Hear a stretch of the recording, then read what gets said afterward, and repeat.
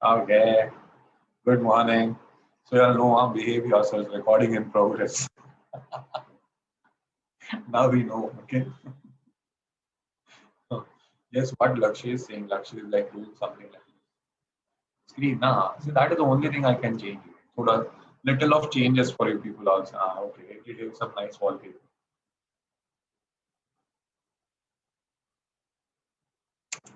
Ah, Hariharan, what is that? Hari, chalo people, let's start guys, let's start. So, you remember what you studied last, uh, capital budgeting, okay? And believe me, capital budgeting is not going to leave you yet. No, sir, you told new topic. Exactly. Okay?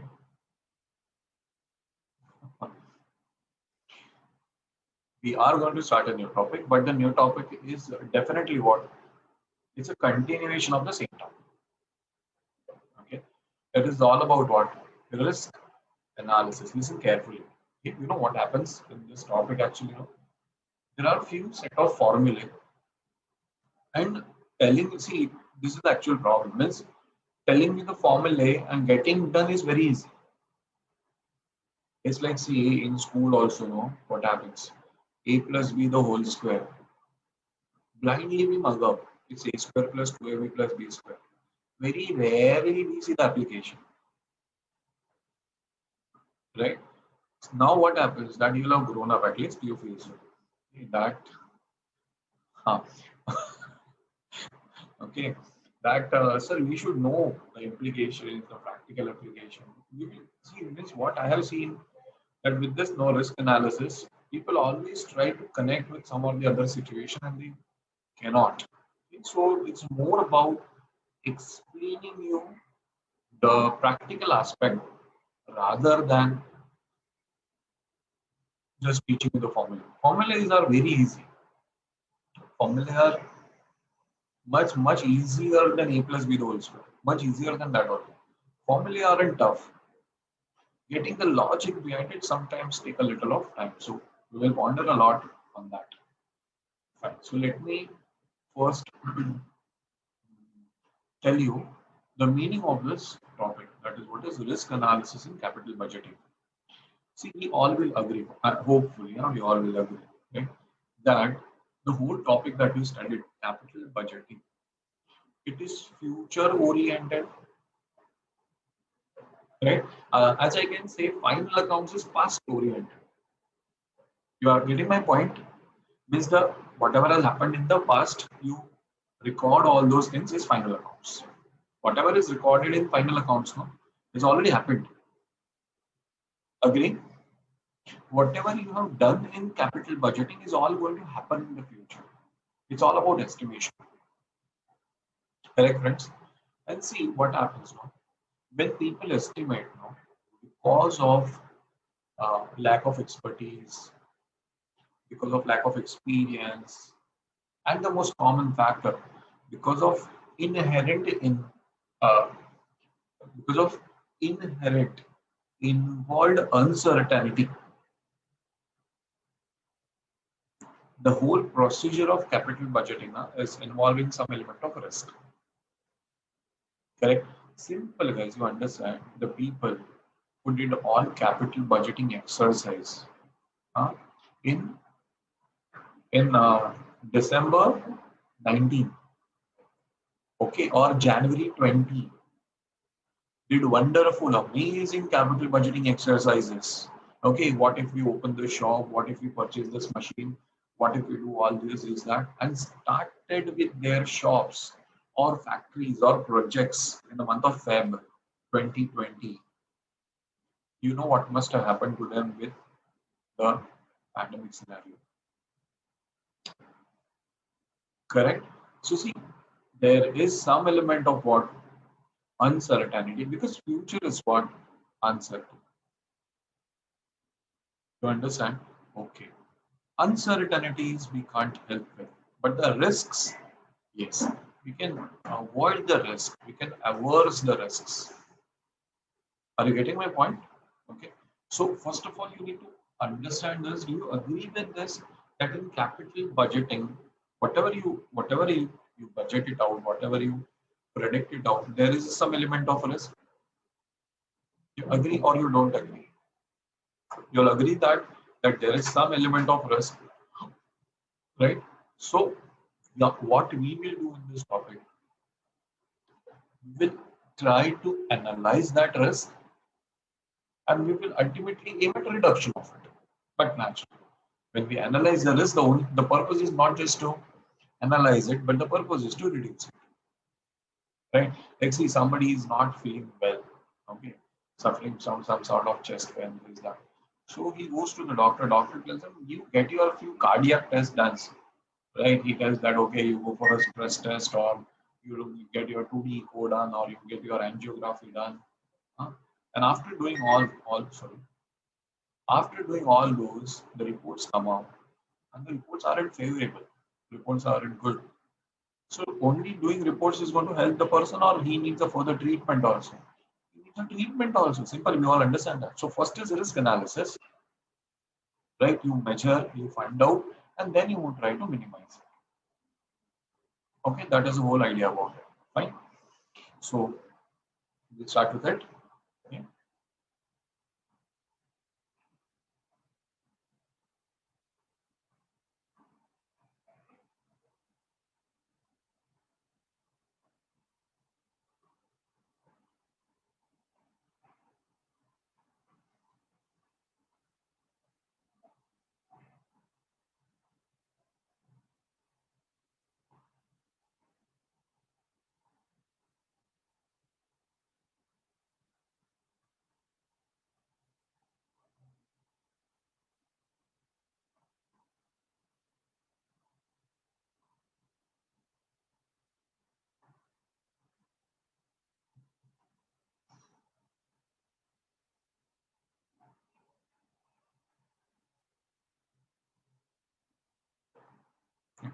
I've not written much, just few explanations here and there. Okay.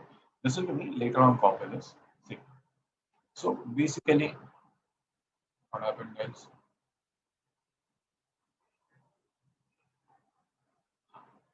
see, basically what it does. See, the risk in capital budgeting is a difference between what expected cash flows and the actual cash flows, right? Whatever, guys, whatsoever you predict, at the end, what happens will be different only, correct? So the risk is because of that only. The risk is because of what? The risk is purely because of difference in the expected cash flows and actual cash flows. Right? See, like talking about the cost of capital chapter, we have seen RF, RM, correct, friends?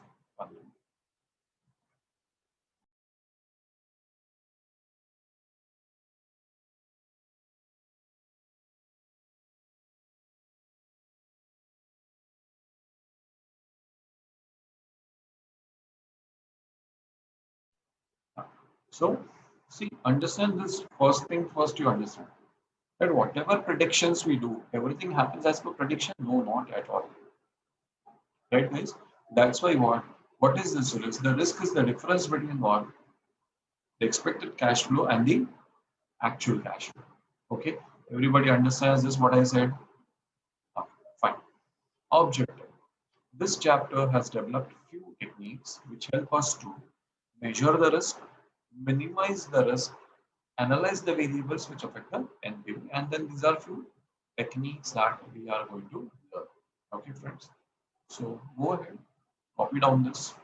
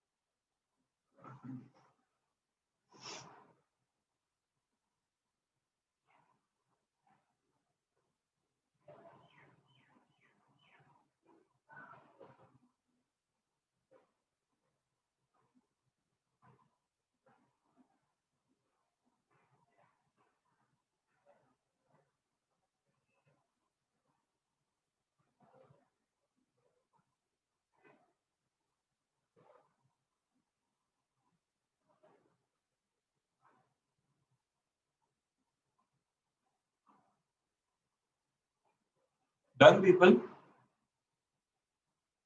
Writing. Okay, okay. Right, right, right.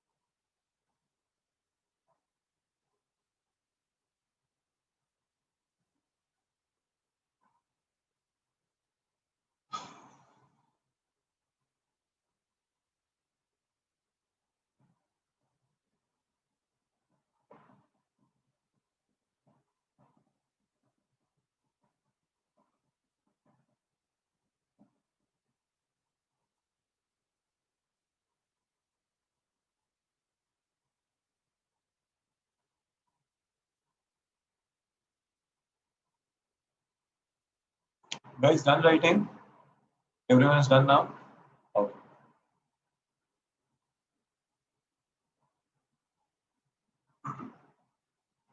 So, what next we have to do is we have to go with one by one of the methods, all the methods. Let us start. Just a minute.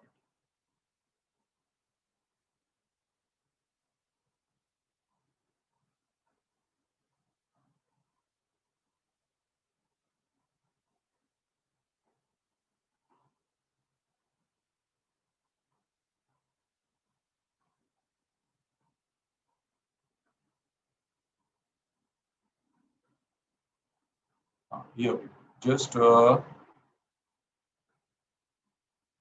copy down this theory part, then we will talk about it.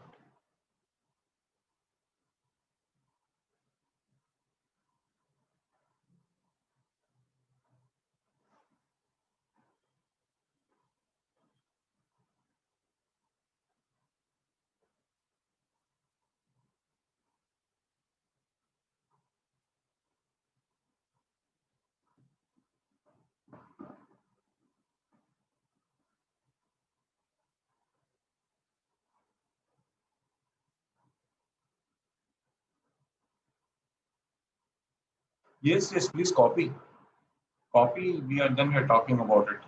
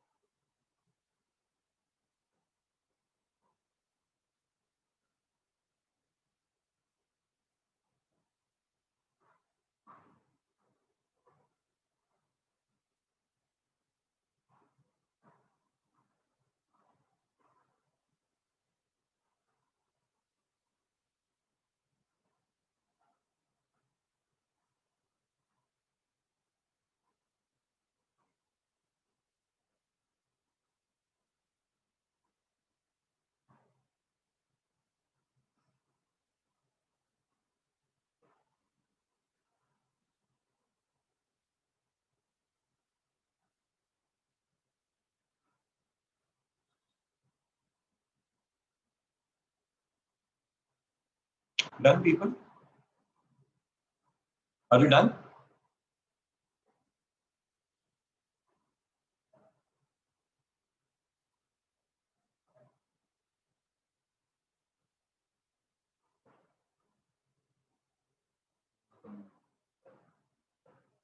Yes, Someshwar. Good. Someshwar has understood something. Comparing with CAPM, Someshwar? Okay, great. Okay, we'll have a word about this and then we will continue. See, what do you mean by risk adjusted discounting? Should I remove this? Are you done? Huh? Okay, as such, everything I was about to type it. Yeah. Okay, then listen. See, as whatever you have written. Okay, a risk adjusted discounting rate. Okay, what we have discussed in the earlier topic, the project should be discounted by what? KO. Project would be discounted by what? Cost of capital. Okay, we all know what is cost of capital. That is nothing but the expectation of the investor. Right? Investor will invest in your project provided he gets desired rate of return. Investor will invest in your project provided what he gets desired rate of returns. So his expectations of return becomes your cost. Now you have some project which has higher risk. Okay, the success of the project is not very sure, and the commencement, working, everything involves higher risk. So will people involve or people will not involve? Will people invest money in your business? Yes.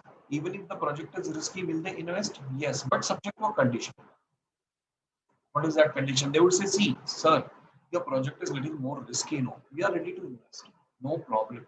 But give us little better returns. Give us little better returns. Right? So what does it mean? If you want people to invest in your project having a higher risk, what they will expect from you? They'll expect higher returns from you. Right? Okay. Now we are estimating for future whether project A should be done or B should be done. Okay. Now suppose it's like that. Project A has a higher risk. Okay. Project A has a higher risk and project B has a comparatively lower risk. Now you will tell me, as you understand that one of the project has a higher risk and the other project has a lower risk, even the investor will also understand that one project has a higher risk and one project has a lower risk. He'll be ready to invest in this higher risk project, but they will expect what? Higher returns. And here he will say, okay, it's fine. The risk is less compared to this. So even if you give less returns, we will invest, no problem. Correct? So now guys, there are two different projects or two different risk levels and you discount them by the same rate. Is it done? No, it's not. No, it's not. Okay, so that is what is the name, meaning of the name. Risk adjusted discount rate. You will apply that discount rate which is adjusted for the involved risk. So if a project has a higher degree of risk, what you should do ideally? Discount it by a higher rate. If a project has a lower risk, then you should discount it by a lower rate. Yes, guys, do you agree with this idea? What's it? Do you agree with this idea? Sure, everyone? Yeah, and that is the whole thing. Risk adjusted discount. Okay, so we'll take a quick look into the things that we have written. See, cost of capital is nothing but what? Expectations of investors. Investors will invest in a project involving high risk, provided what? The returns are high. Provided what? The returns are higher. Thus, project with high risk will have higher K2 and project with lower risk will have what? Lower K2. NPV of two different projects with different level of risk will be comparable only after they are discounted by risk adjusted discount rate. Okay, and that's why what I told you, that if the two projects are having different level of risk, their NPV would be comparable only when you discount it by a risk adjusted discount rate. Risk adjusted discount rate is simple, risk free rate plus risk premium. So in this method, what is done? In this method, KO is adjusted to accommodate the risk while estimating. Okay, as the risk will change, we will change our cost of capital. Is this point clear to you guys? Okay, fine. So let's go to a question based on this. We'll come to question number 1.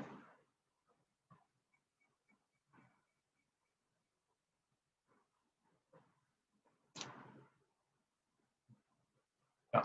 Let's come to question number 1. Very simple. Means Hardly anything. Like you will say, sir, this we would have practiced at the beginning of the topic. That was also okay. The beginning of what? Capital budgeting. Let's say an enterprise. An enterprise is investing rupees 100 lakh in a project. So guys, what are we going to mark that 100 lakh as? Mark it PVCO.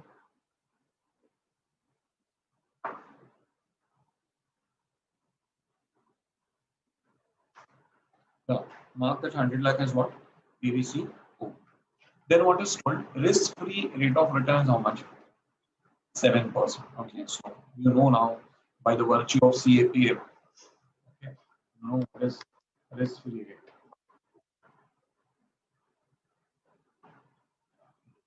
So this is our PVCO. So this is our risk-free rate, 7%. Okay. Risk premium expected by the management is how much? 7%.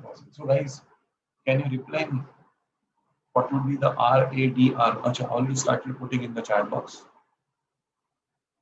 I hope people have understood my question. Yeah, correct, correct. 14%. Absolutely right, guys. No big difficulty. Yeah, perfect. 14%. I hope everybody has understood. 7% is risk-free, and the risk premium is another 7%. So RADR would be risk-free rate plus the premium, that is how much? 14%. Okay. The life of the project is 5 years, and the following cash flows are estimated over the life of the project. Estimated. So, guys, again the question arises: sir, cash flows means what? Which station number is this? 10. Final. Good. Smart people. Okay. Calculate the net present value based on the risk-free rate and also on the basis of what? Risk-adjusted discount rate. Guys, no comparison, no decision, nothing.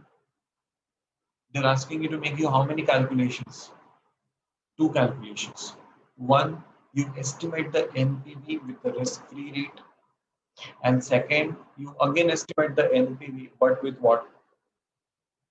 Risk-adjusted discount rate. That's it. So understand, you have to follow, you have to do the process of NPV. How many times? Two times. One with 7%, 7%, correct? And the other time with what? 14%. Good. So let's start. Actually, you know what? I can ask you to solve it on your own, correct? But I'm solving it. What? Your topic will start, and the first sum you give us only direct. So let us solve. So not feel, so did not take. We'll solve it together. I'm solving, then you follow me.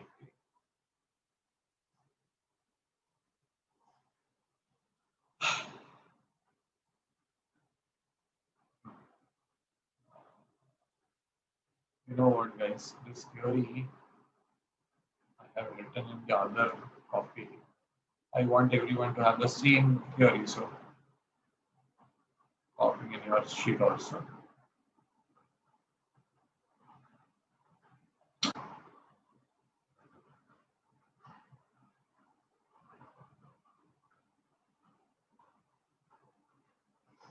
Hope it works from 5 to 5. Not very sure about it. Speak. Who's it's there. Yes, I'll do it. This I'll do later on.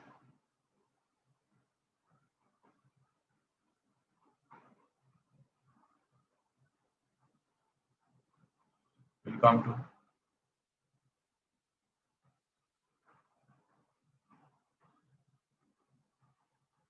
solution to class worker.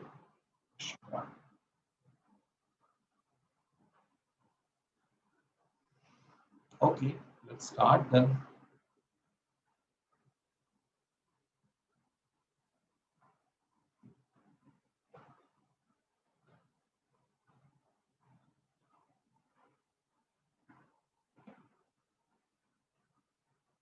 First write PVCO. PVCO. How much? 100 lakh.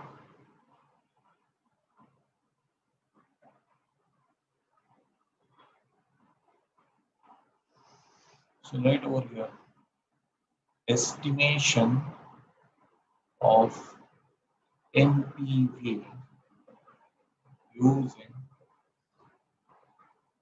risk-free rate of 7%. Okay, using what? Risk-free rate of 7%. Therefore, we say KO is 7%. So we are 1, 2, 3, 4, 5. Yeah, guys, we're solving all this in lakhs only, as it is.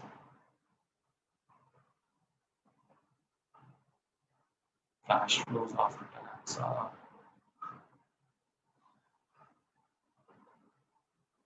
25, 60, 75, 80, 65. Then present value factor at 7%.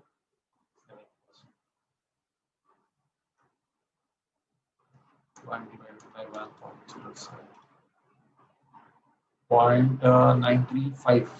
9345, no? So 0.935. 0.873. 0.8162. 816. 0.763 and 0.713. 7129, also 71. Multiply this, you will get PVCI. Okay, 25.95 10 plus 23,375. 23.375. 60 into 0.873 10 plus 52.38. 75 into 0.816 10 plus 61.2. 80 into 0.760 m plus 61.04 and 65 into 0.713 m plus 46.34, and the memory recovers 244.34.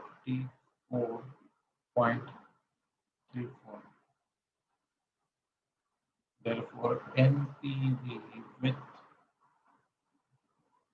risk-free rate PVCI minus PVCO 244.34 minus 100 144.34. Okay, friends. Now what we will write? We wrote this with the risk-free rate of return. So now estimation of NPV using what? Risk-adjusted discount rate. So write accordingly. NPV using risk-adjusted discount rate. Yeah, and we will write over here. Risk-free rate 7%. Risk premium is 7%. Therefore, risk-adjusted discount rate 7 plus 7, that is 14%. Therefore, K would be 14%. Okay. PVCO is going to be same, 100 only. No change in that. Now what will happen? PVCI, right? So you write here 1, 2, 3, 4, and 5. You copy this effect.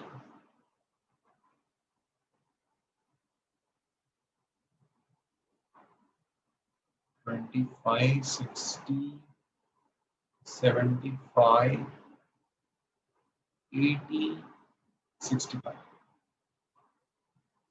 Multiply by what? Present value factor at the rate of how much percent, guys? 1, 4, 14%, correct now? Yeah. 1 divided by 1.1.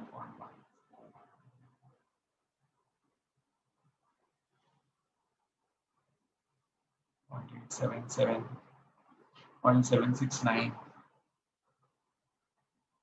0.6749, so 675, 0.592, 0.519. Okay, multiply with PVC.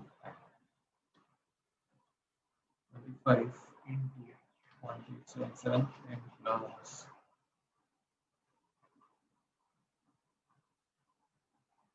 62.769 and plus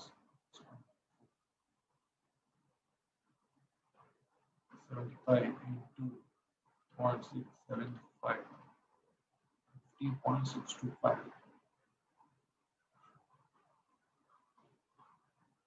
80 into 0.592, 37.36, 65 into 0.9, 33.75.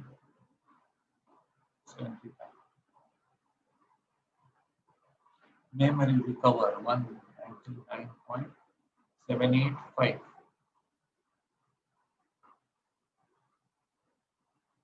We say therefore risk adjusted NPV. Yeah, guys, call it risk adjusted NPV as what? PDCI minus PCO 199.785 minus 100, 99.785. Let me keep both the answers in front of you.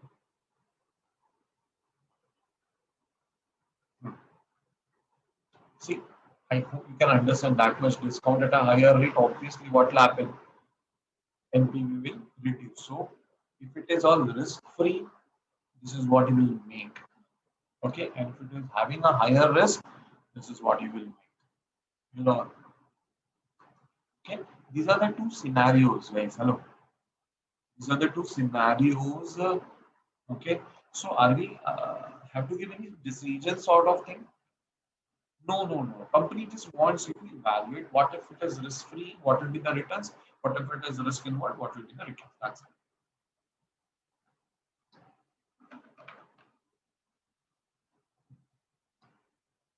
Done, people, absolutely. Okay, fine. Now, see, this was one method of bringing you the what we can say um, risk-adjusted discount rate. Okay, but see, statistically, how risk is measured. Various options are there. Various options are there for going for statistics. So one of it is a coefficient of variation. Okay, if you're not heard about it, don't get worried. I think as a CA intern students, done CAFC, learned statistics. So you're doing actuarial science, so make sure. But you just okay, you're just telling me. I thought you're going to become actuary or what? Actuarial science is all about means high-end statistics is what you can say. It becomes a high-end statistics. Anyways, now we've already decided other very interesting careers. So now, see, this is also interesting. That is also interesting. But you have chosen one path, so go ahead for it. Don't ask me, sir, what is actuarial science? What is this? Let's focus on CA. Okay. Getting back to this, guys. So in the risk-free rate, adding some risk premium, making it risk-adjusted discount rate is one technique. Another is you can always go with the coefficient of variation. Okay, let me tell you, coefficient of variation is simply a measure of dispersion. Means what? how much you deviate away from the mean value. Variance. Let's understand by common sense. Common sense, guys. Listen to me. Coefficient of variation means from the mean value how much you deviate. Huh? Are you listening to me, guys? Little of just keep this question a little aside. Next question. I'm talking about question number 2, obviously, but just for a moment, you just listen to. Don't do any type of multitasking. Someshwar is smiling. Sir, we have understood now why you switch off the screen and what multitasking you do. We have understood. Okay, no problem. But see, give you some simple examples. See, let's talk about our populations per capita income. We have almost 140 crores population. Almost. Okay. Some people earn 0 rupees. Agree, no? Right? And some people even don't know how many zeros are there in their earnings. Right? We have few Asia's richest people in India, right? Uh, whose annual income is more than few of our neighboring countries' national income.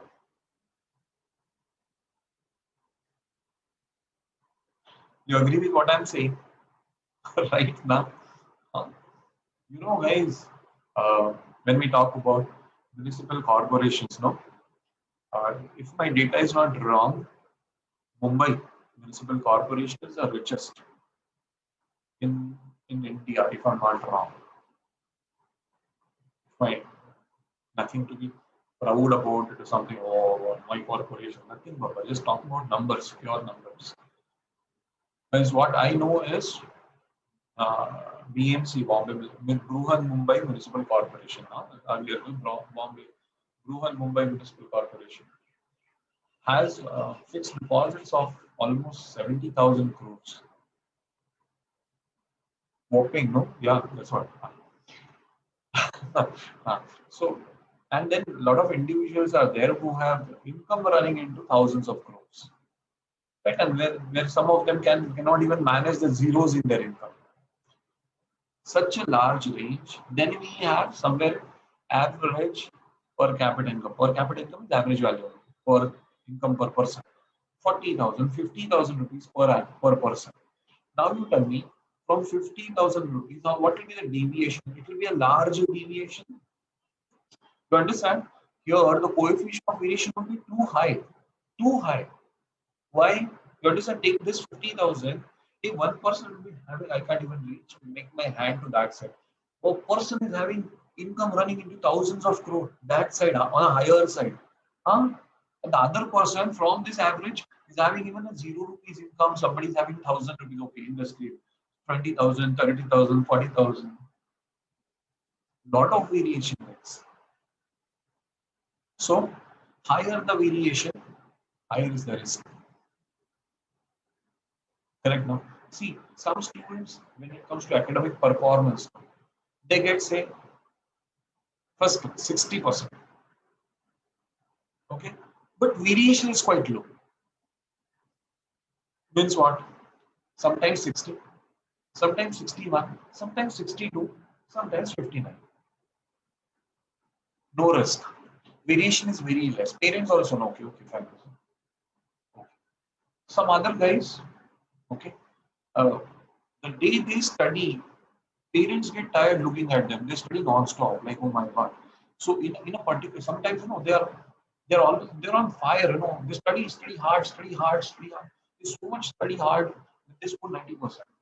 Then they relax. Other time direct 25%. Just pass. Lot of variation, right? So parents are always worried for these kind of kids, like who sometimes are like behave as if they are possessed and study so hard, you make so good marks. Right? And some other time they are like, no, this is my last year of the life. I don't want to study anymore. both ways. So lesser the variation, lesser the deviation, ease of life, right? Higher risk, higher deviation, right? So guys, risk adjusted discount rate can also be calculated using what? Coefficient of variation. Risk adjusted discount rate can also be estimated using what? Coefficient of variation. Understand? So let's take a look at question number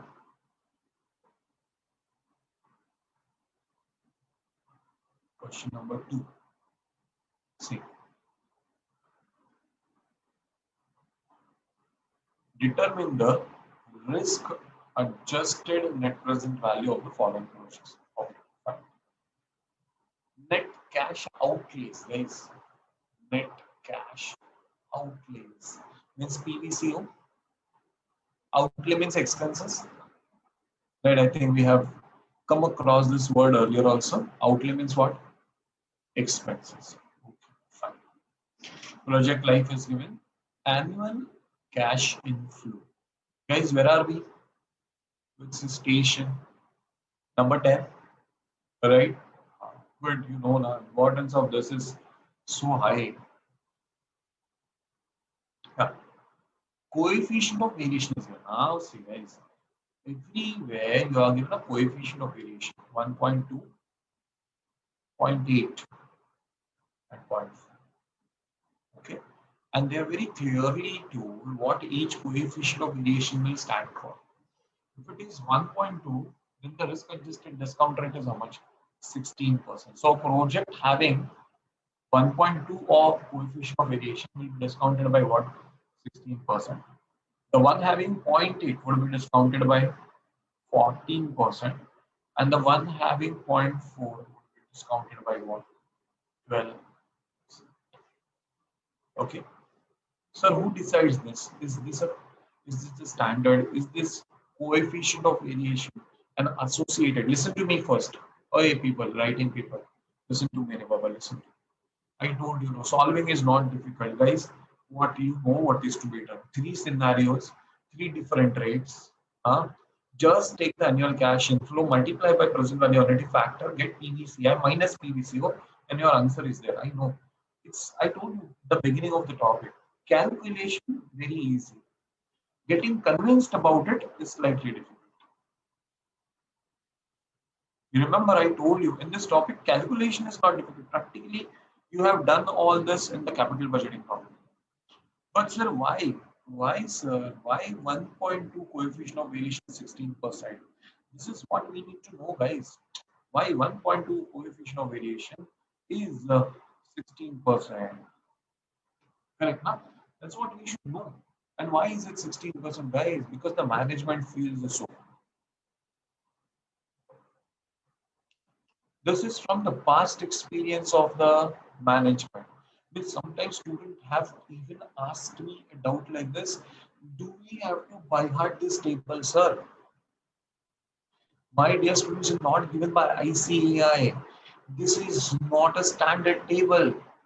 All these numbers is what management has learned from its past experience. Correct? See, guys, students go for exam. They write the paper, come home. Parents ask, how was the paper? Oh, amazing, wonderful. I will get full marks.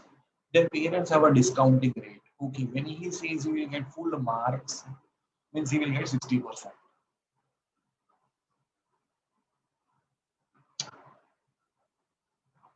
Understand? Good paper it was. I'll make around 80 to 90. Got it, 50%. I'll hardly get 75. Okay, that means difficult to pass. Parents know the reaction of the students. They know their own kids very well.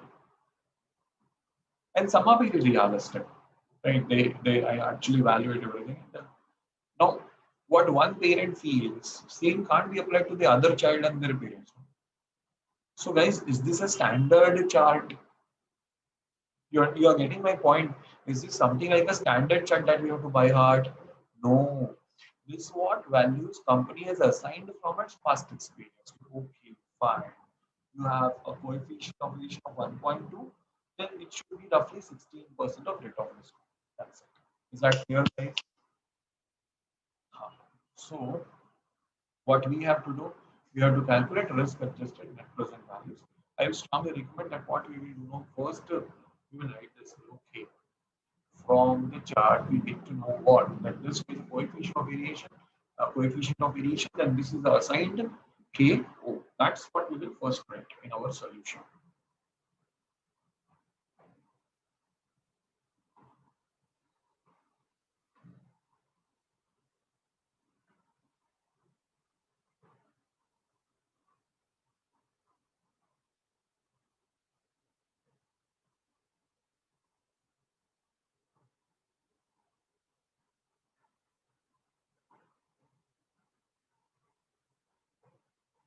Solution to transformation.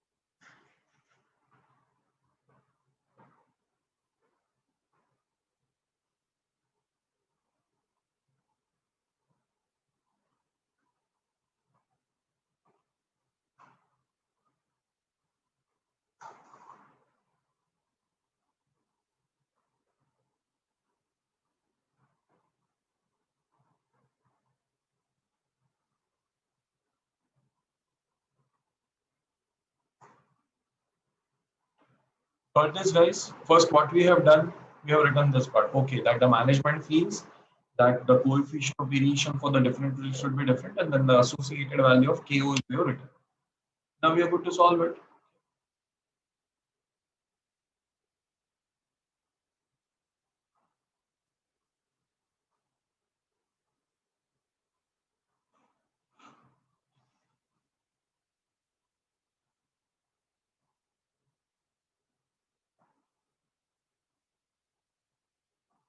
Oh, so I should calculate everything. Very good.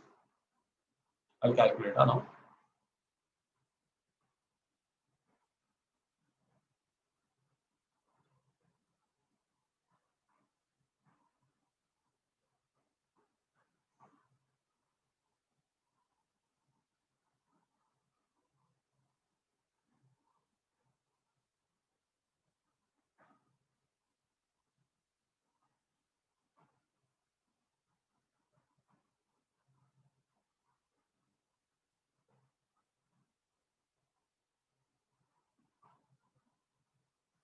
Guys, present value unity factor is also given in the table. Huh? Use that value only, right? Don't calculate on your own. So for 16%, it is given 3.274. For 12 for 14%, it is 3.433. and for 12% it is 3.605.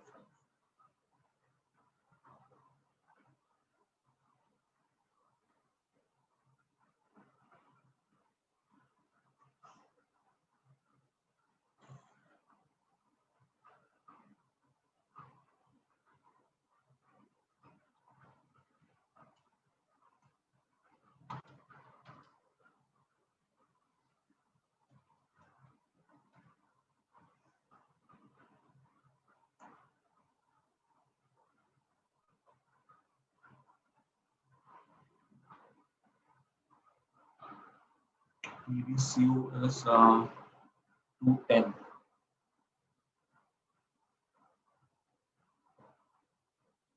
When you write now over here, just don't write NPV, you write risk adjusted NPV. Okay.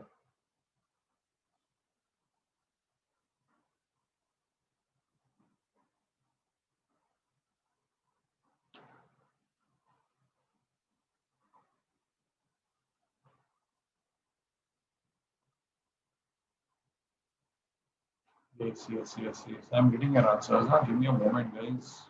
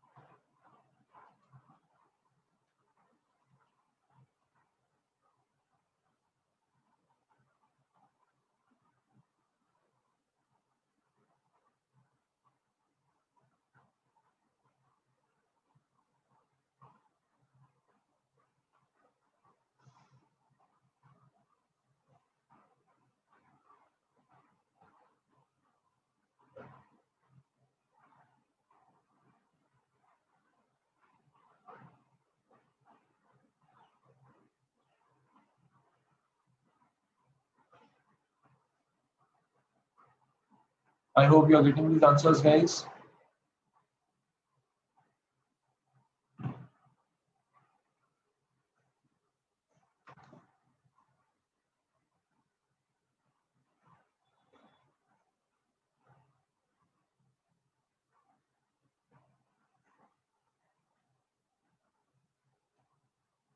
I hope you have got these answers. Huh? Hello? Got it now? Okay. Okay. Yeah. Again, see what has been told, guys. Determine the risk adjusted net present values. Are you told for the advice? Are they asking your advice that which project should be selected?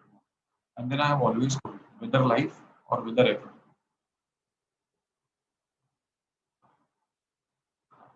When it's advice not asked, don't give. It has no value.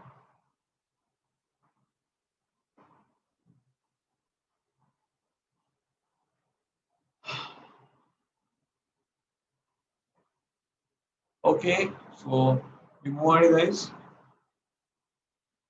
I hope you are done with here. Yeah. Okay.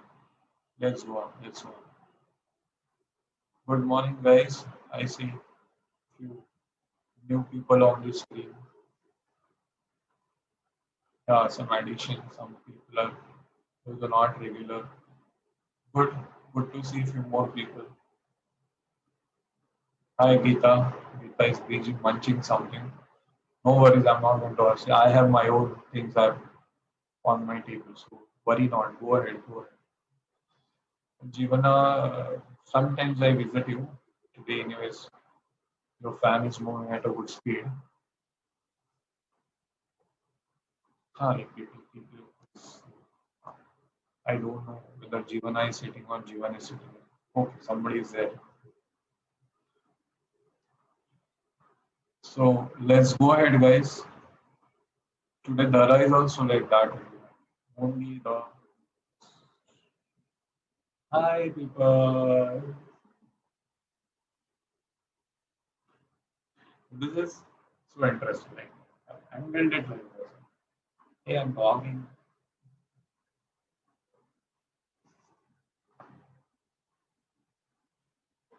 Okay, guys, let's move on. So, I hope no difficulty in understanding the method, right? No difficulty. Sure, na? Okay, fine. So, we will go ahead with the next method. Before we go ahead with the next method, remember what we uh, wrote over here.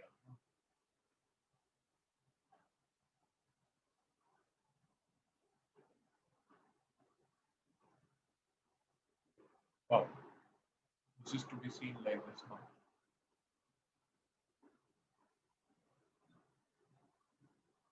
There is no undo to this. Thank God. Okay. See, what we wrote in the last line over here. In this method, KO is adjusted to accommodate the risk. Correct, people? I don't know whether you've highlighted or not. Like, yeah, please, if you're not yet done any highlighting, you know what people feel that see the right side of the search screen now. There are so many colors. So like he goes on randomly taking anything, go on doing some artwork on the screen. It's not always like that. I want you to understand few things. Yeah, sometimes I do purposely. Okay, sometimes black, sometimes blue. Life is all become all black and white now. At least few colors on the screen.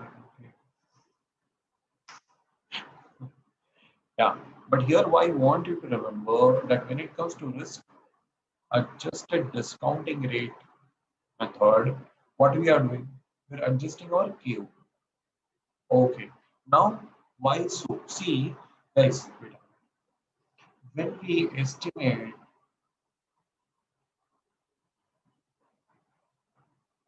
see, when we estimate, say for here or here, wherever, when we estimate this PVCI, huh, this PVCI is affected by two things that you agree.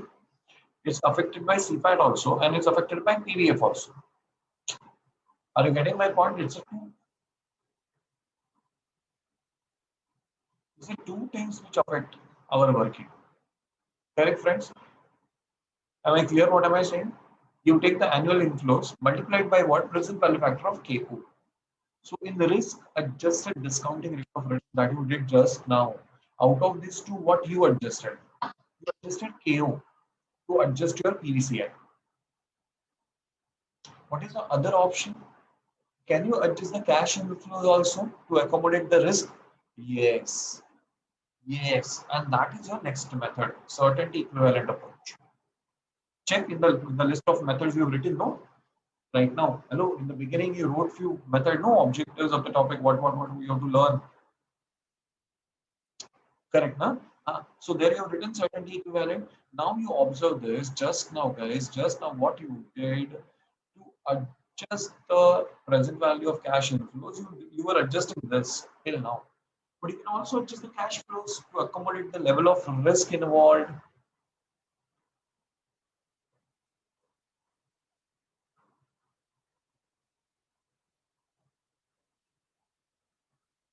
Is that clear?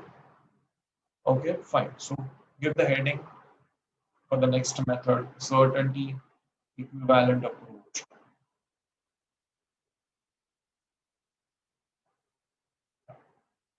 Write this theory part.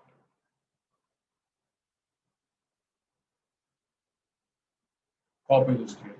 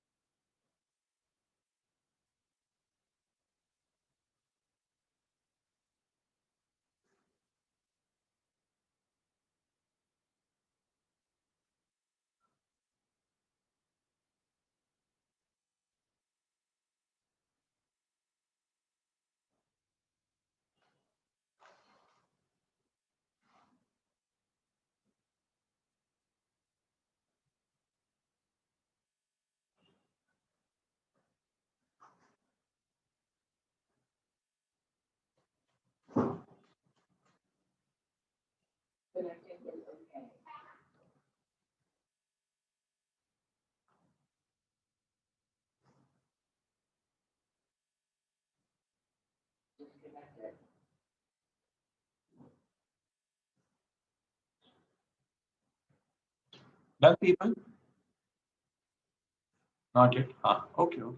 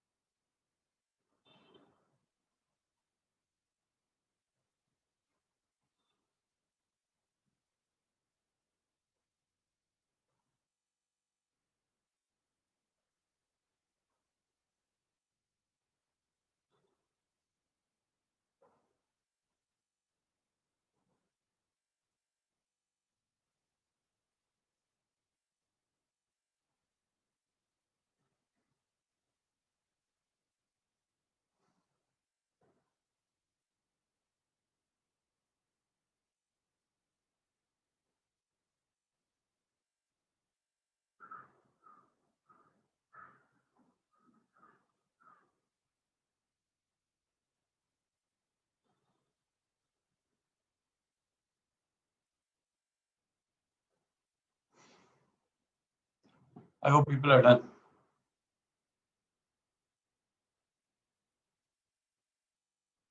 Done, no? Okay.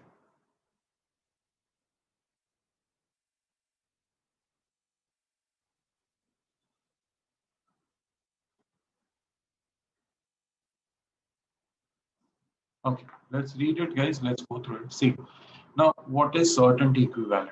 Okay.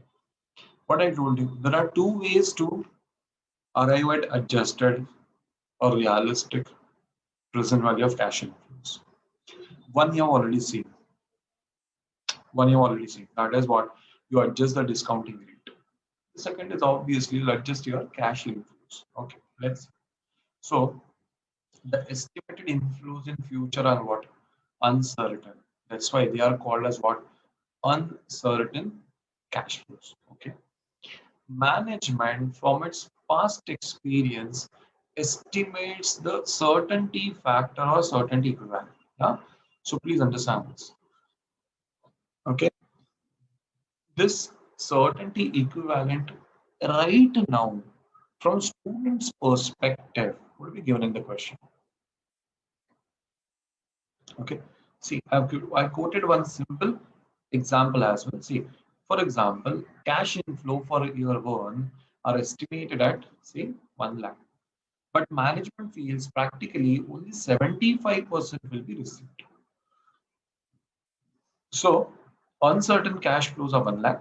Certainty equivalent is 75%. Certain cash flows become how much? 70. So management learns it from its past experience. Okay? That financial manager prepared a project stating that first year this much will be the inflow, second year this much will be the inflow, and management knows it by experience. Okay, that when he tells 1 lakh, 75,000 comes. Right? See, this happens everywhere, guys. This happens everywhere. Okay? When we go for a face-to-face class, also morning 7 o'clock the class is there. I step in right now, the way it happens right now, same thing.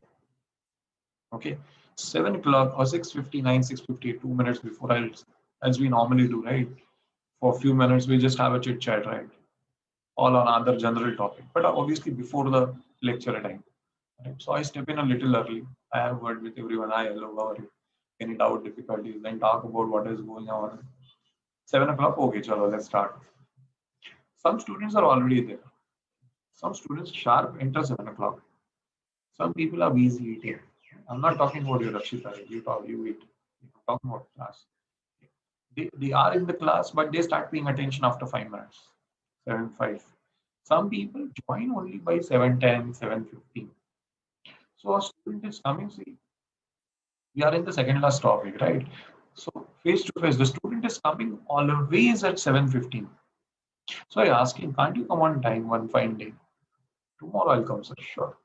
Tomorrow I'll be there, sir, 6:55. And I know the certainty equivalent is zero. No chances. See, it's been more than 3 months. The student is always coming late. Okay. You know, I in Mumbai, I stay in Borivali. It's a place. Okay. And we have classes over here also. So it's quite near to my home. I used to have morning lecture over there for one of the batch. So I used to, it's quite close. I used to start at 6:40, still reach there 10 minutes before and go into the class, have a chit chat with students. And one student always used to come very late, 7:20, 7:25. Sir, I stay. Sir, he stays far. Everybody used to say he stays far, he stays far. And I used to take it in a literal sense. I never thought that they are in a sarcastic sense. Sir, he stays very far. Sir, he stays very far. Later on, at the end of the batch, I came to know he stays just 3, 4 buildings away from my home.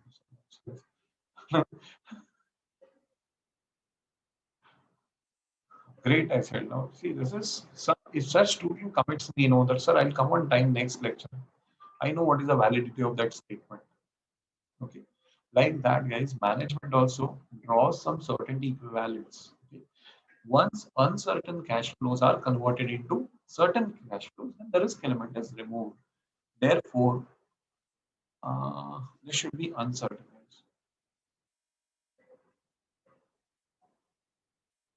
Therefore, the uncertain cash flows are discounted.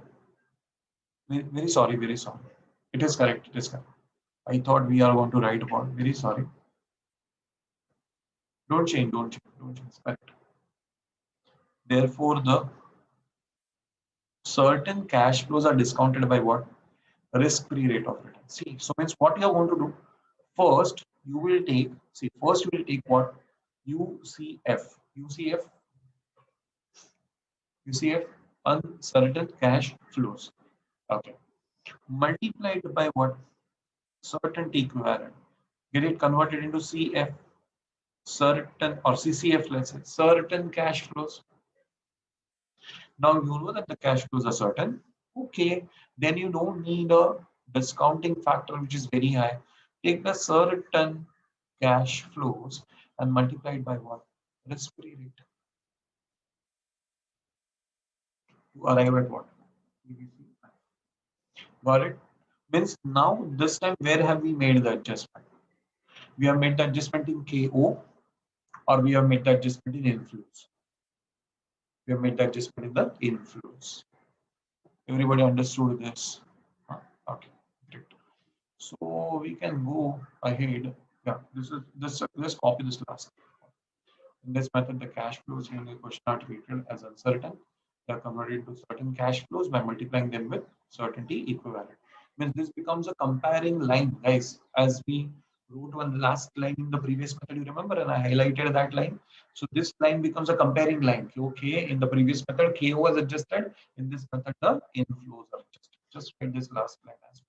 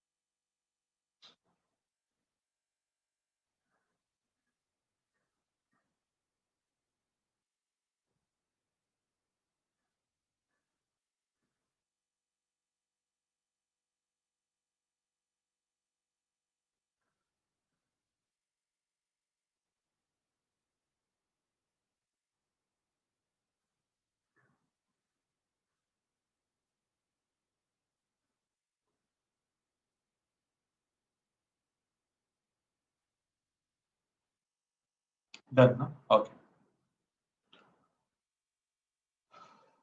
So let's come to question number 3, huh, guys.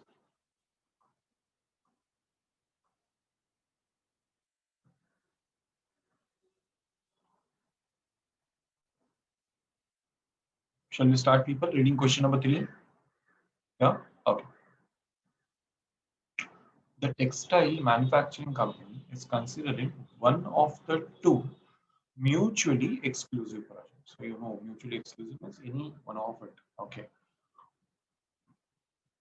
Projects M and N, which require cash outlay of 850 and 825. 850 and 825 both are what? You see, oh, cash outlays, no? So cash outlays means only what? You see. The certainty equivalent approach is used in incorporating risk in capital budgeting decisions. Okay. The current yield on government bond is 6%. Guys, can I take this as RF, risk-free rate? Yes, na? Correct, correct. Yeah. RF, you remember, no, guys, CAPM model. Correct. So this is a risk-free rate given. Why risk-free rate given? You tell me.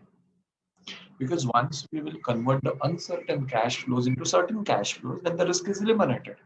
So you can discount them just by what? Risk-free rate. This is used as risk-free rate. Over. After discussing so much, it is written. The expected net cash flows and the certainty equivalent are as follows. For project M, cash flows, certainty equivalent. For project N, cash flows and certainty equivalent. Okay. Present value factor of 1 discounted at 6% are also given. 0.943 this. Which project should be accepted? Yes. So now decision making. Which project should be accepted? This part we will read second afterwards. Now first we'll complete this. Okay.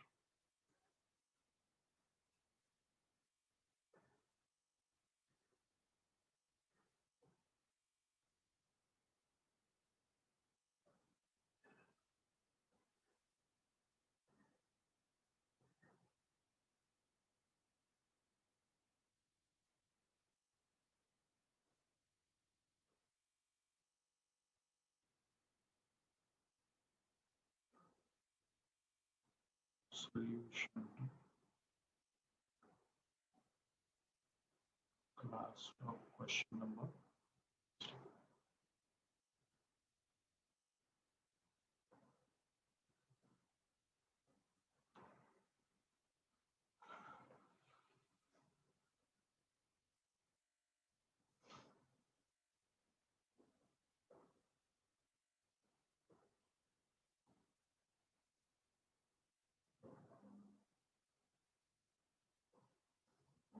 Valuation of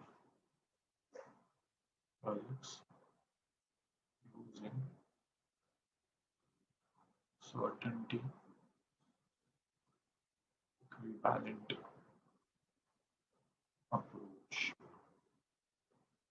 Let's do it one by one.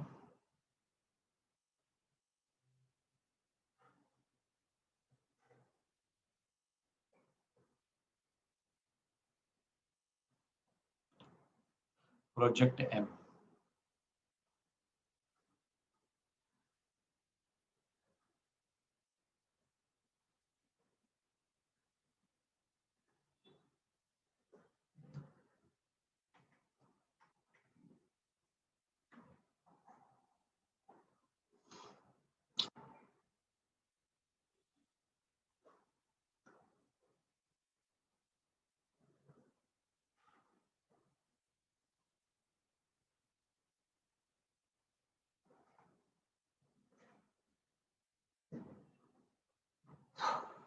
Now see how I will write it. I'll first say the cash flows given the question of what? Uncertain cash flows. Okay, the cash flows given the question of what?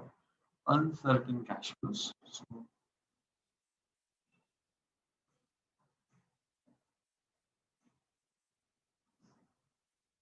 So Mishwar has posted his answers very fast, huh, Someshwar?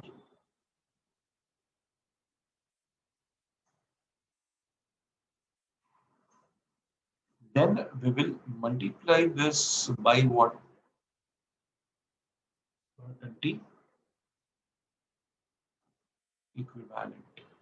Okay. Multiply this by what? Certain T equivalent, which is 0 0.8, 0 0.7, 0 0.5. Multiply it by this, and then it will become what? Certain cash flows. Once I have certain cash flows, okay, these certain cash flows, as usual, I'll multiply by present value factor of risk free rate. Okay, and then it will become what? PVC here. Guys, do not take shortcuts, huh? Please. People are posting answers to me. I know you all are very fast at it. But generally, the fast answers, I don't say a blanket thing, but generally the fast answers come by skipping the steps, right? Which is not in favor of your academic health. When you revise after a long time now, guys, skipping the steps is highly injurious to your academic health.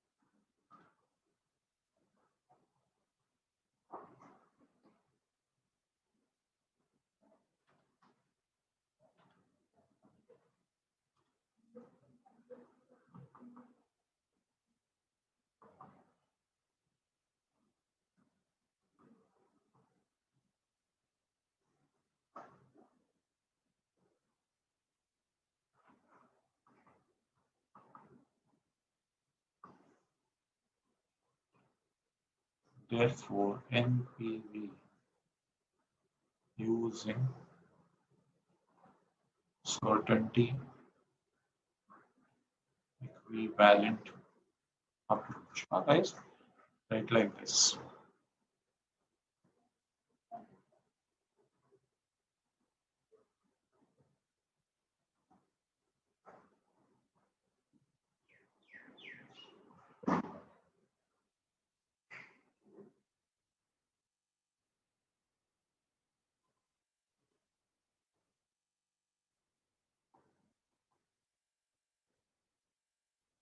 Okay, I hope you got this first answer. 10,980. Yep. Oh, people are done with the second also. Great.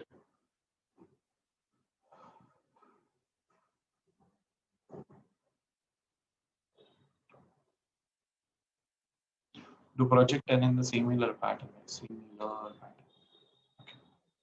Okay. Okay. At least the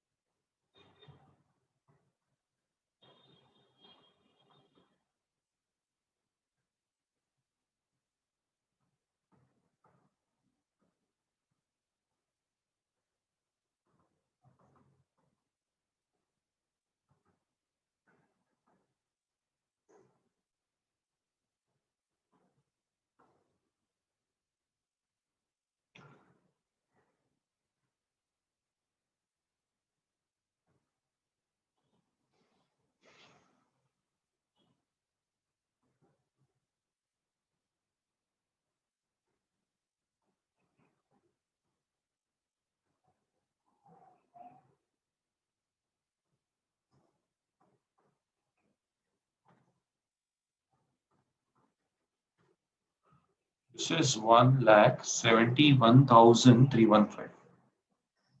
Okay, guys, and now we have to select between the two, right? So this is 10,980 and this is 171,315. But obviously we'll say, okay, fine. Let us select project N. The name of the company, yeah, the Textile Manufacturing Company Limited. Let's conclude as usual. Conclusion on the basis of certainty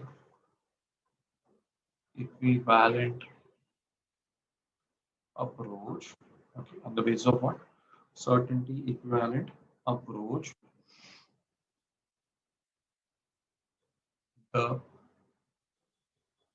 textile manufacturing company limited should select project N since what? NPV is higher. We all know that there is no other reason. So the only reason that we follow. Ah, correct. Oh my God, so much answers. Penner is today in full typing mode. My goodness. Okay, friends. I saw all your answers. Great. Have you guys concluded? Yeah. Okay. So let's take a quick break and then we'll resume.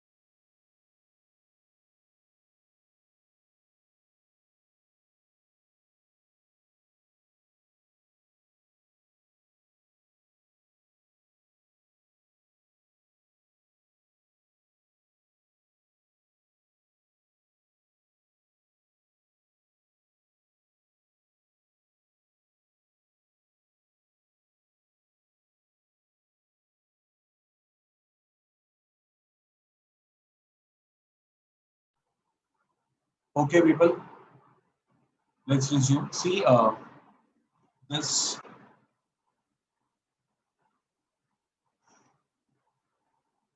as usual. I say, okay, people, it here's okay, Google, and it starts answering that I'm talking, working on its own. You know, I want the question to be same. The moment I say okay, people it starts saying okay, Google, and I don't know what it searches on its own. Too much of technology, no? Really. Anyways, this question is asking for one more point. Yes, the question is not yet over.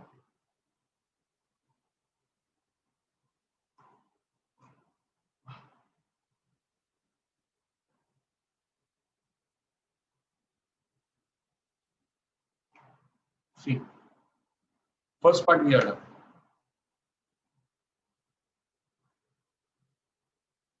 Okay. Which project should be accepted? Second part, if risk-adjusted discount rate method is used, then which project would be appraised with a higher rate and why? Okay. So for this we will answer. Let's see how we will answer.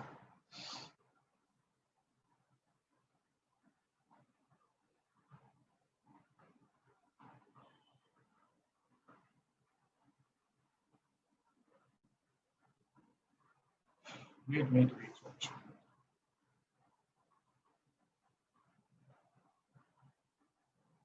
Total of certainty equivalent of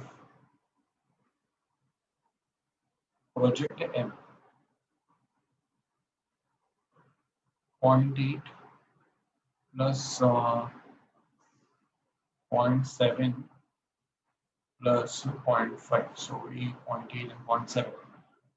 1.5 and 0.5 will be 2. Okay. And project N will be 0.9 plus 0.8 plus 0.7.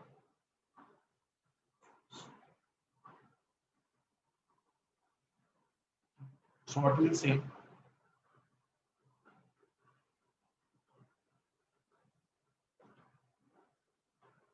The project N has higher certainty equivalent. Therefore, what? Low risk. The results of project N are more sure. So less risk. Okay.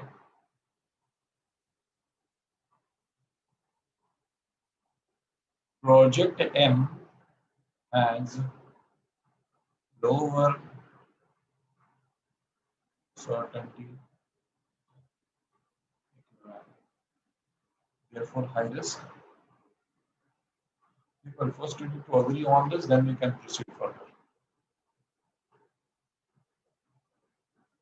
Where the certainty equivalent is lower, then the risk would be on a higher side. Do you all agree on this? Okay. Yeah. Now we'll talk about in risk adjusted discount rate method, comma, project with high risk is discounted at higher rate. See this last statement that I've written. Do you agree with this? The project which has a higher risk will be discounted at a higher rate. Now it's the simple thing that you have to tell me. Project M or project N. Project M is having a high risk. That's it. Okay. Therefore,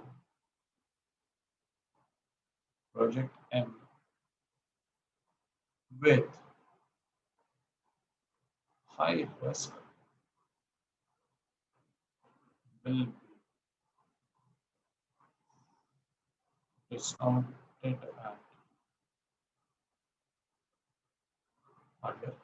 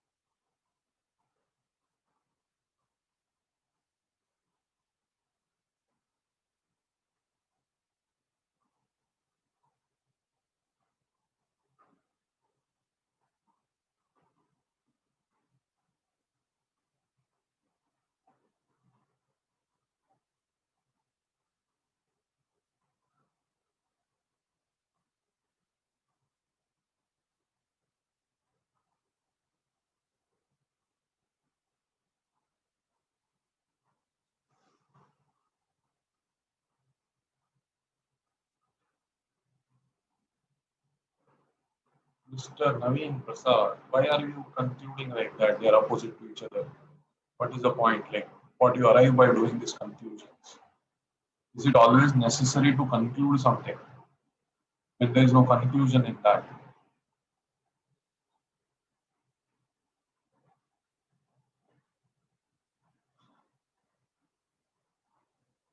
As simple as that. In the risk adjusted discounting rate, we are adjusting KOs, correct? In certainty equivalent, what we are adjusting? We are adjusting the cash flows. That's it. Okay. Don't draw any such conclusions which at the time of exam will 110% with 100% certainty equivalent confuse you. Okay. Avoid. Please don't. Ah. Yeah, guys, you're done with this. You're done with this. So now we are talking about what? Sensitivity analysis. Yeah. Okay. So, what we mean by sensitivity? Yes, to understand what we mean by sensitivity. Responsiveness, variable. Ah, okay. Okay, listen, like beta. Absolutely. See, why go so statistical? Okay. Continuing with the class example.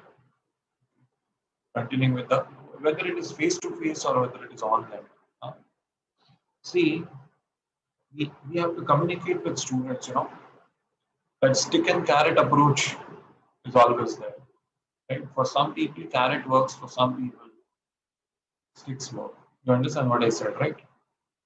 People, everybody is able to understand what I say.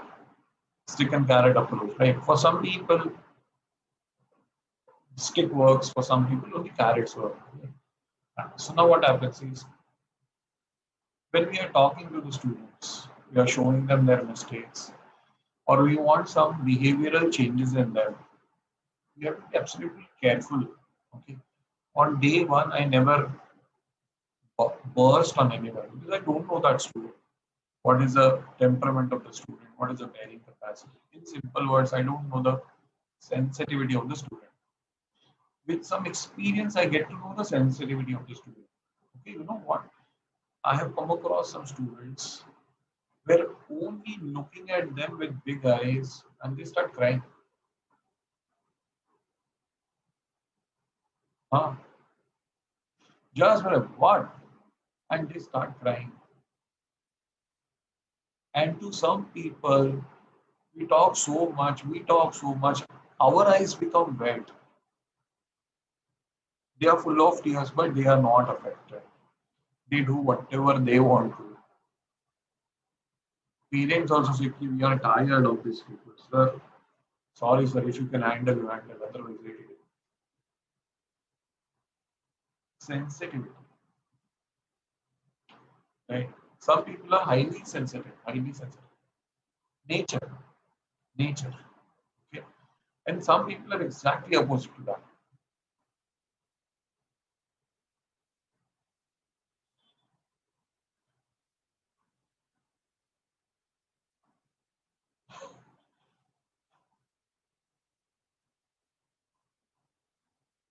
Absolutely. Can be perfect.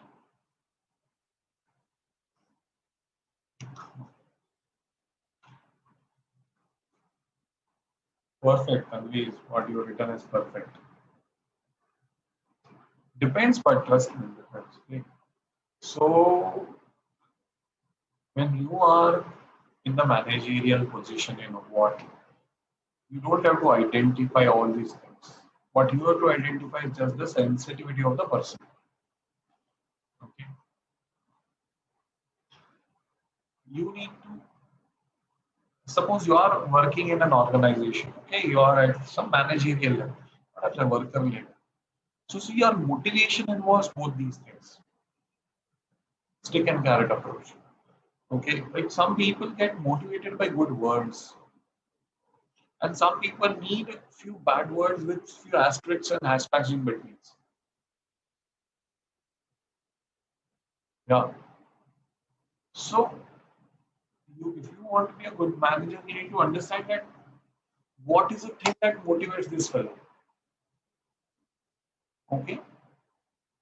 For some people, fear of punishment is a big motivation. Fear of losing the job, fear of getting insulted.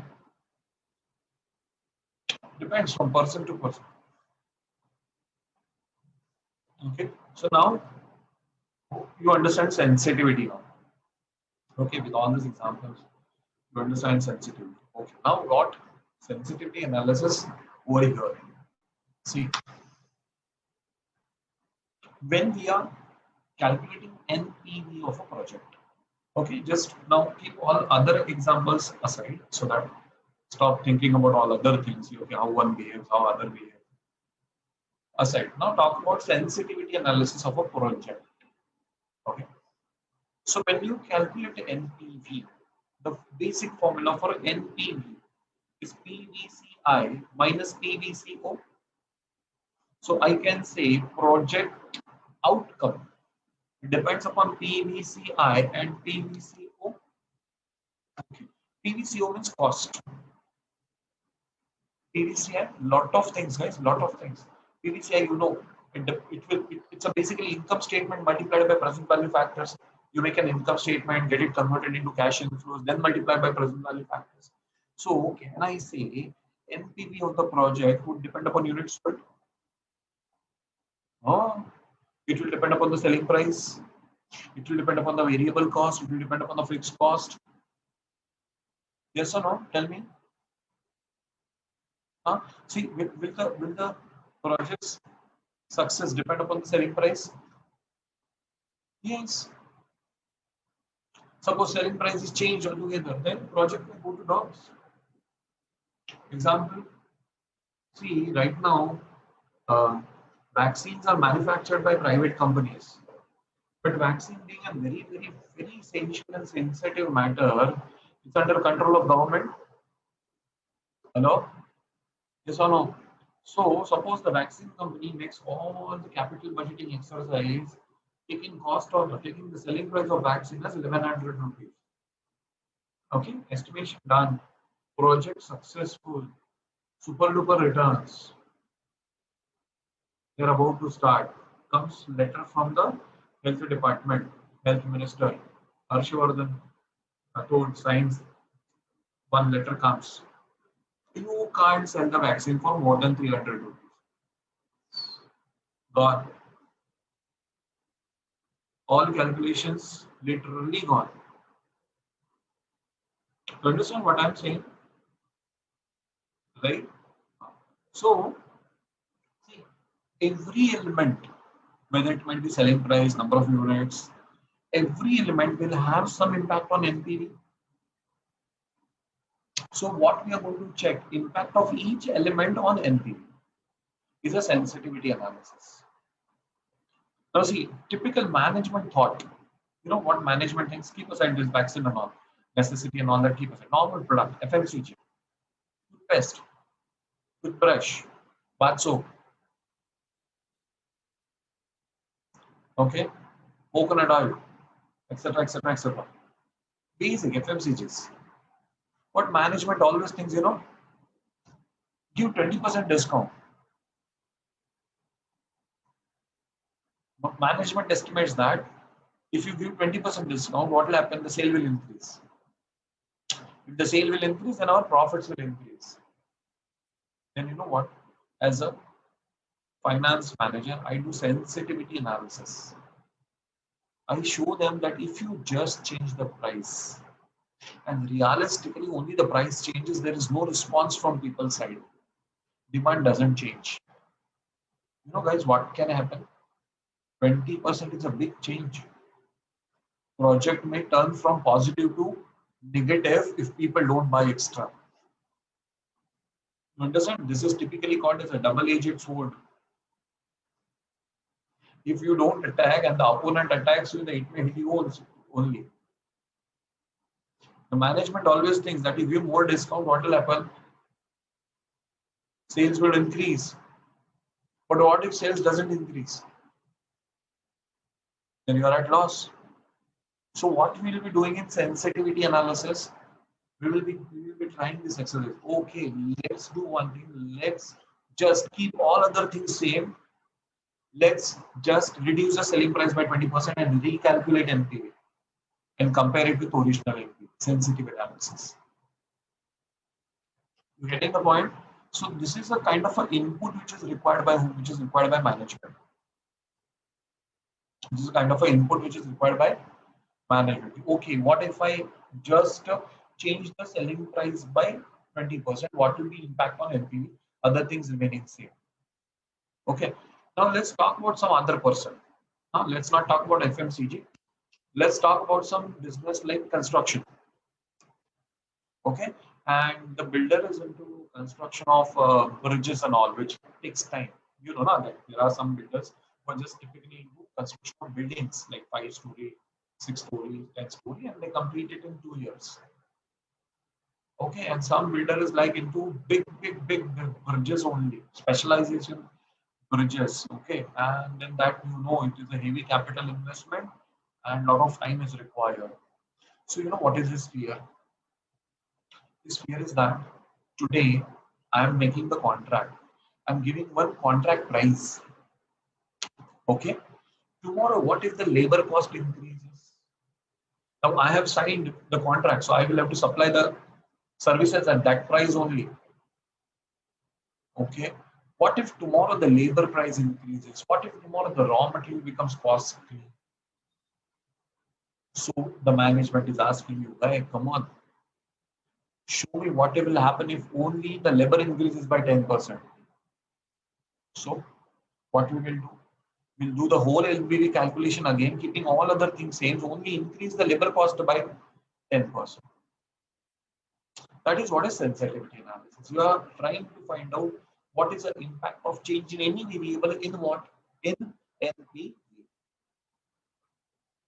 Understood? Yeah, escalation clause is always there, correct? You have learned contract costing better than me, right? No response on this. People are like better not to respond.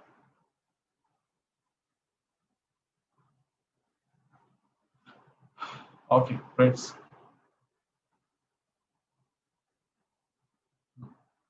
Just write this much first.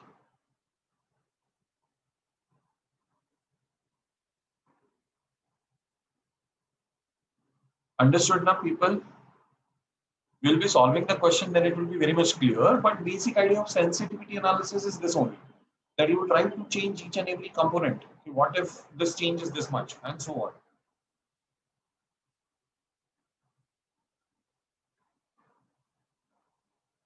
Demand and supply analysis would be a different thing, probably. We are studying only impact of one thing.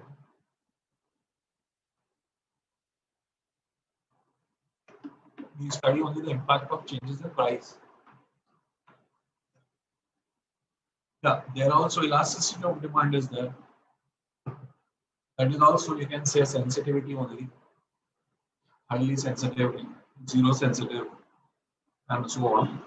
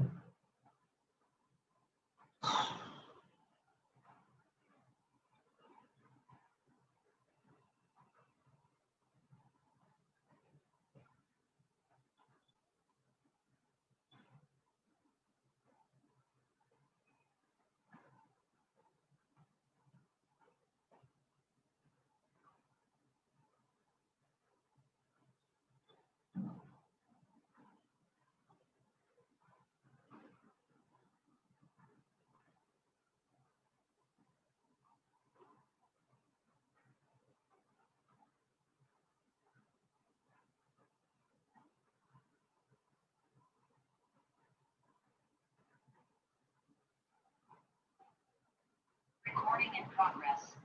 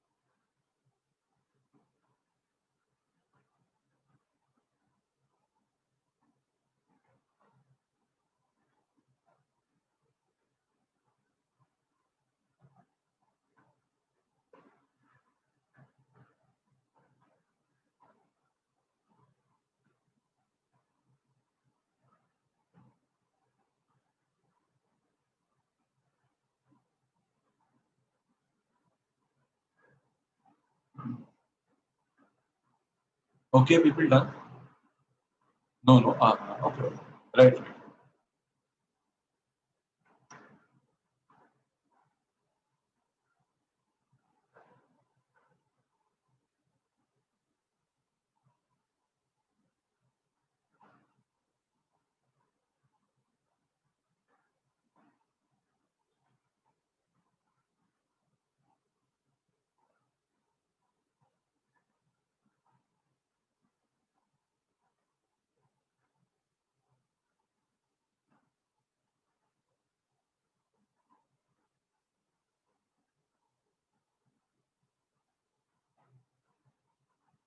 Sanya is saying done.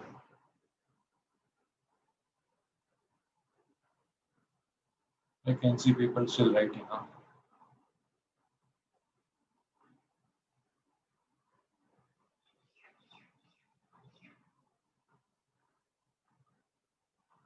Right, right, right.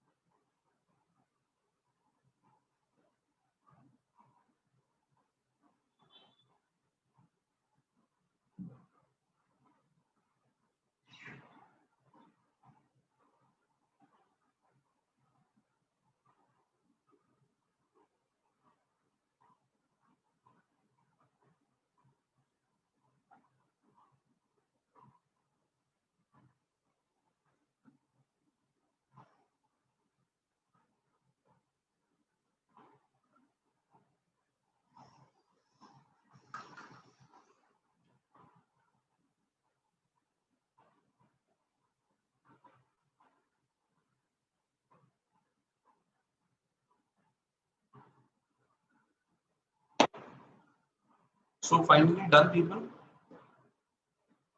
Yeah. Okay. Just take a quick look and then we will continue. See. So what we are doing while evaluating NPV of any project, there are many components which can impact NPV. For example, selling price per unit, variable cost, total fixed cost, cost of the project, and so on.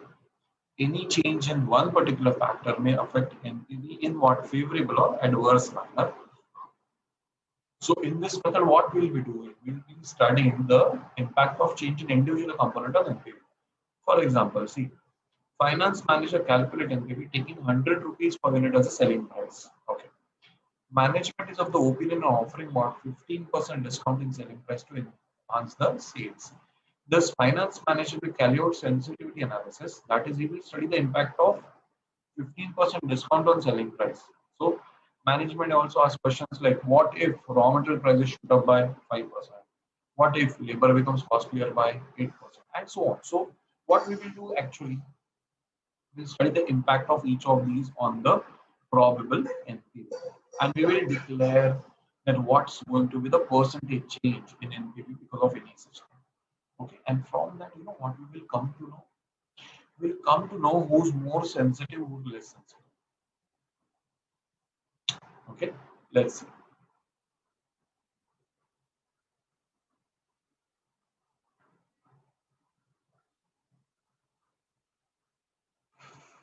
Huh. We'll come to question number 4, guys. We'll come to question number 4.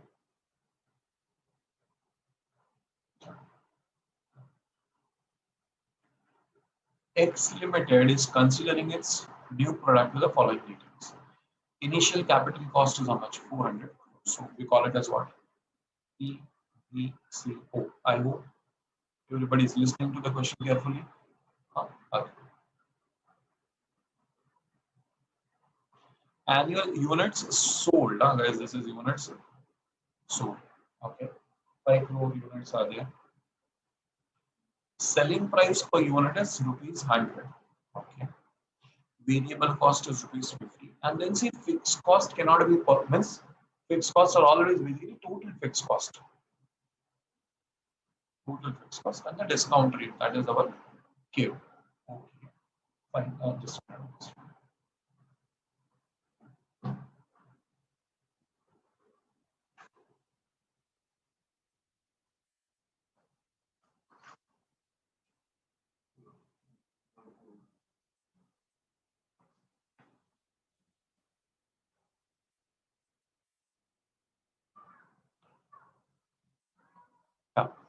So calculate NPV of the project. No sensitivity analysis in the first question.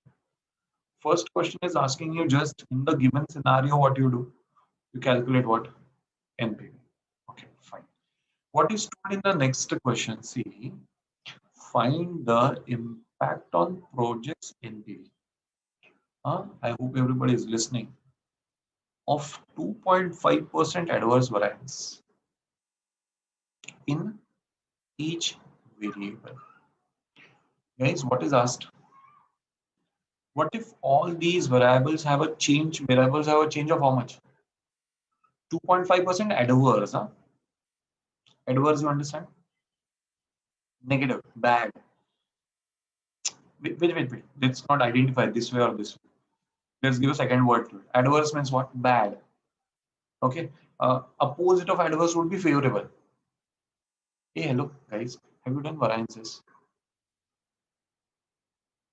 Then why am I wasting my energy? You understand what is adverse and what is favorable. Okay, fine. But in general, suppose somebody says, sir, I have not done variances, I have skipped that topic, or I have not attended that topic, I've joined late, this happened, that happened. Yeah. By common sense, adverse is something bad, not in the desired direction. Favorable is something good in the desired direction, maybe a little good, more than that. Okay, fine. So now how we will have an adverse variance. So guys, understand how the adverse will take place. In case of costs, they will increase. Correct? In case of revenues,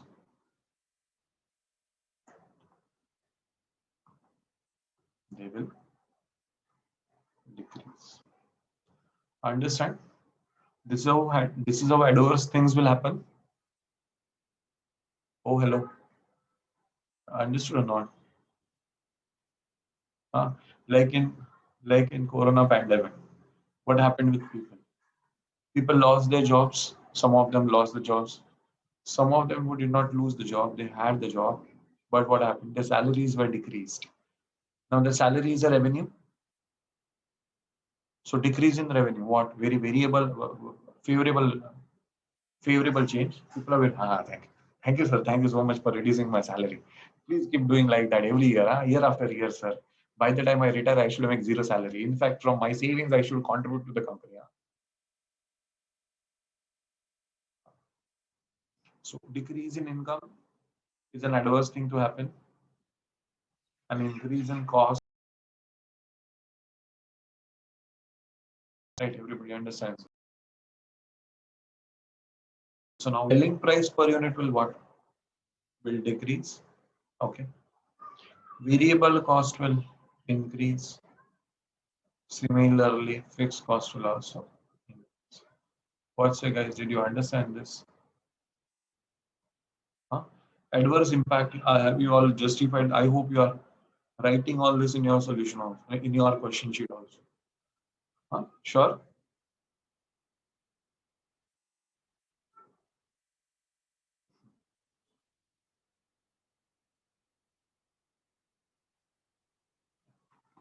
Question 3 marking. There are no big marking in question 3 still, if you need it. Those who need question 3 marking, they are there.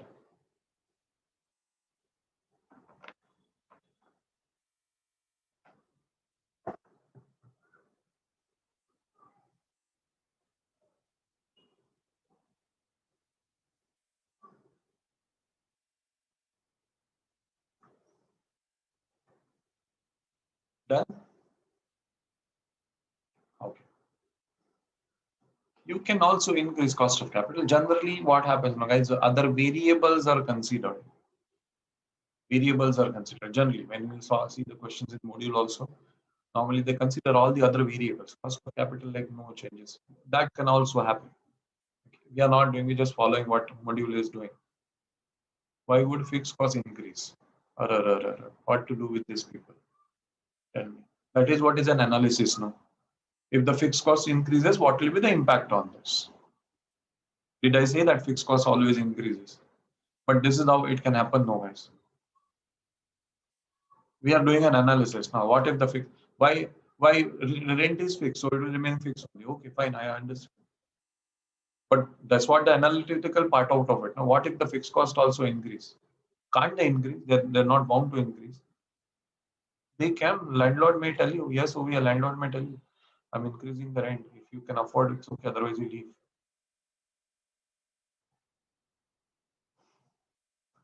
Right? Now, taxes you assume to be constant, guys, in the whole calculation. Taxes you assume to be constant.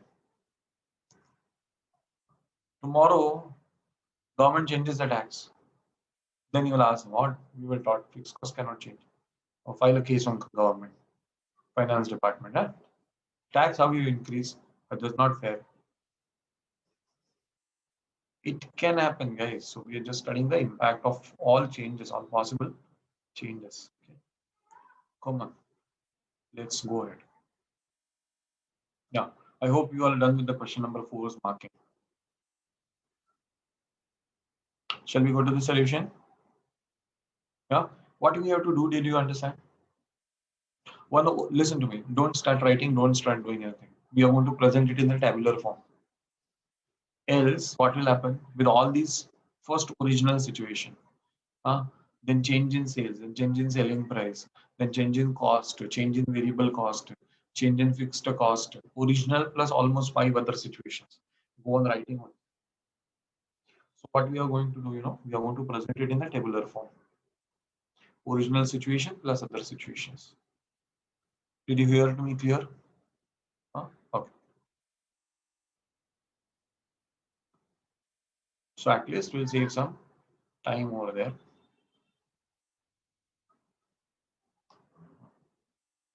So make your presentation like this. Okay, it will save your time. Wait, I'm zooming. Worry not. See what we have done. Listen to me. See, this is the existing column. First, you write PVC, PVCI. What will you do? You will write like this. Now, units sold multiply by selling price per unit. That will give you sales. Subtract what? Variable cost. How will you calculate it? Units sold into variable cost per unit. That will give you what? From that will give you the variable cost. From that, you'll subtract the fixed cost. Let me put the lines.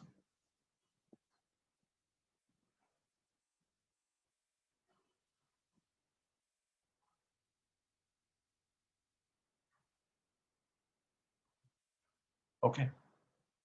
So units sold multiplied by selling price per unit, you get sales. From that, you subtract variable cost. You're just writing in the bracket how you will calculate variable cost. Units sold into variable cost per unit. Less what? Fixed cost. Okay. Then what will you get? You will get CFBT. Guys, you remember our station numbers.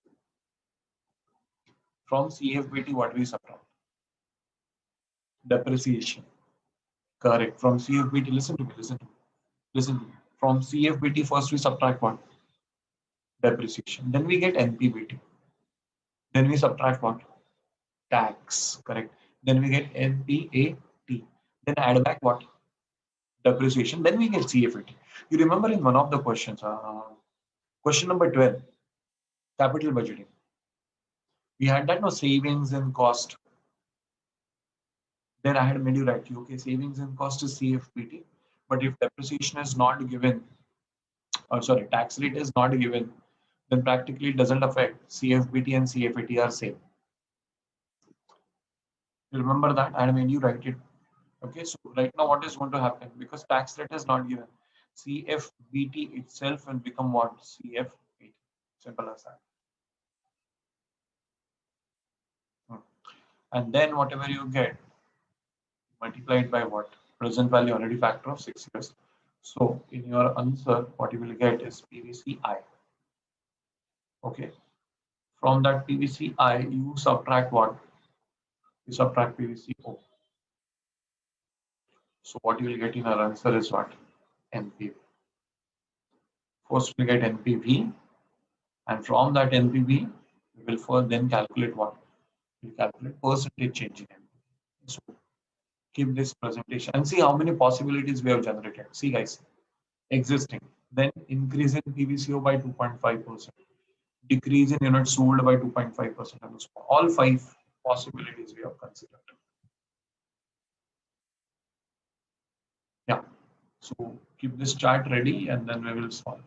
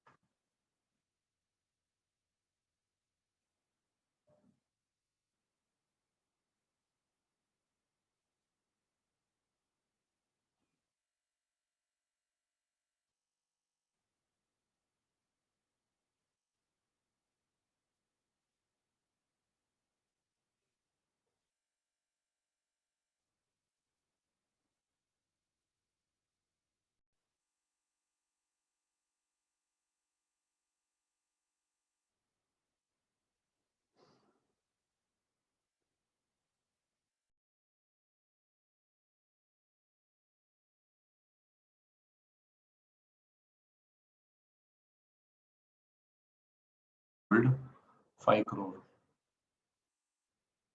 200 into 2.673. 120.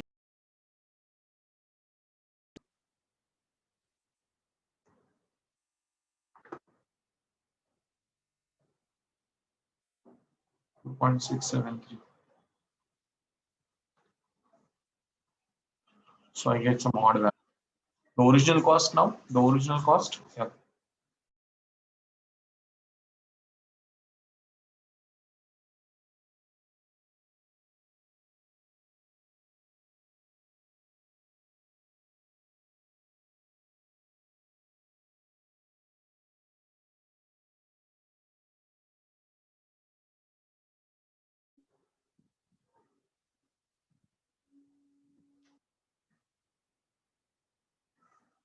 Okay, 5 into 97.5 will come same, no?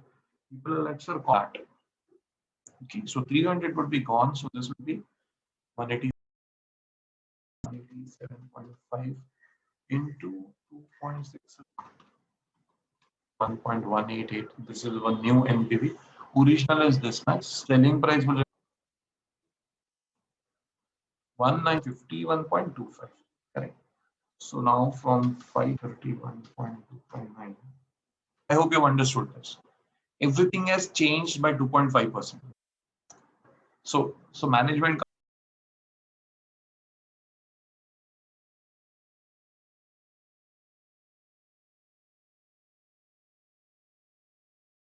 And we are going to write it. Decrease unit by 2. This is what I've taken in the earlier batches also. Next question, I'm going to solve. Huh? I'm going to solve in the class. You're doing screenshot. I'm there for a moment, not left. Table. No.